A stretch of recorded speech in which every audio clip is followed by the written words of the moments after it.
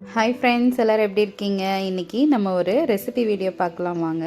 இன்றைக்கி என்னென்னு பார்த்தீங்கன்னா பன்னீர் பட்டர் மசாலா என்னோடய ஸ்டைலில் நான் எப்படி செய்வேன்னு சொல்லி போட்டிருக்கேன். வாங்க பார்க்கலாம். இன்றைக்கி பார்த்தீங்கன்னா பன்னீர் வந்து 100 கிராம் பன்னீர் வாங்கி நான் இப்படி தான் கட் பண்ணி எடுத்திருக்கேன். இப்போ வடைச்சட்டி வச்சுக்கிட்டேங்க. அதில் வந்து பார்த்திங்கன்னா கொஞ்சம் எண்ணெய் ஊற்றி ஒரு கை அளவுக்கு பெரிய வெங்காயம் போட்டிருக்கேன். அப்படின்னா வந்து பெரிய வெங்காயத்தில் ஒரு பெரிய வெங்காயம் போட்டிருக்கேன். அது போக பட்டை, லவங்கம், கிராம்பு, சோம்பு, பிரியாணி எல்லாம் இதெல்லாம் போட்டிருக்கேனுங்க.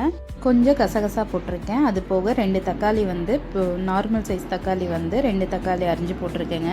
இதை நல்லா வணக்கி விட்டுட்டு கொஞ்சம் தேவையான அளவு இஞ்சி பூண்டு பேஸ்ட்டும் போட்டிருக்கேன். இஞ்சி பூண்டு ஃப்ரெஷ்ஷாக போகிறதா இருந்தாலும் போட்டுக்கலாம். நான் வந்து பேஸ்ட் அரைச்சி வச்சுருக்கேன், அதுதான் போட்டிருக்கேன். அதுக்கப்புறம் பார்த்திங்கன்னா புதினா கொஞ்சம் ஒரு கை அளவுக்கு இருந்துச்சு, அதுவும் போட்டுக்கிட்டேன். சின்ன ஸ்பூனில் 2 ஸ்பூன் மல்லித்தூள், அது போக கொஞ்சம் மிளகாத்தூள் போட்டிருக்கேங்க. இந்த காரம் பத்தாது, அதனால் கொஞ்சம் நம்ம வீட்டில் அரைச்ச மிளகாத்தூள் வந்து 1/2 ஸ்பூன் போட்டிருக்கேங்க. கொஞ்சம் நல்லா வந்து காரம் தூக்கலாக இருந்தால் தான் நல்லாயிருக்கும். இதையெல்லாம் நல்லா வணக்கி ஆற வச்சுக்கிட்டேனுங்க. அதுக்கப்புறம் பார்த்திங்கன்னா ஒரு பேன் வச்சுருக்கேன். அதில் கொஞ்சம் எண்ணெய் ஊற்றி கொஞ்சம் மஞ்சத்தூள் போட்டு இந்த பன்னீர் கட் பண்ணி வச்சுருந்த பன்னீரும் போட்டு நல்லா டோஸ்ட் பண்ணி எடுத்து வச்சுட்டேனுங்க. இந்த அளவுக்கு எடுத்து வச்சுருக்கேன். அதுக்கப்புறம் பார்த்திங்கன்னா இப்போ வடைச்சட்டியில் கொஞ்சம் எண்ணெய் ஊற்றிக்கிட்டேன். எண்ணெய் சூடானோனையும் பெரிய வெங்காயம் பார்த்திங்கன்னா லேயராக பிரித்து வச்சுருக்கேங்க. அது போக ஒரு கை குடமிளகா கட் பண்ணி வச்சுருக்கேன், அதையும் போட்டு நல்லா டீப் ஃப்ரை பண்ணிட்டேனுங்க. இது பார்த்திங்கன்னா இந்த அளவுக்கு நல்லா வெந்து வந்துருச்சு. நம்ம எண்ணெயிலே வணக்கி விட்டாலே வெந்துடும். அதுக்கப்புறம் அதை தனியாக எடுத்து வச்சுட்டு நம்ம எண்ணெய் காஞ்சதில் நம்ம அரைச்சி வச்சுருந்த மசாலா எல்லாத்தையும் உள்ளே போட்டுட்டேனுங்க. உள்ளே ஊற்றி நம்மளுக்கு தேவையான அளவு தண்ணி ஊற்றிக்கலாம். நான் கொஞ்சம் கெட்டியாக இருந்தால் நம்ம நைட்டு ஒரு நேரத்துக்குங்கிறனால அளவான திக்னஸ் போதும்னு சொல்லி அளவாக தான் தண்ணி ஊற்றியிருந்தேன். இது பார்த்திங்கன்னா குடமிளகா வெங்காயம்லாம் வணக்கி வச்சுருந்தோம் இல்லையா, அதையும் போட்டாச்சு.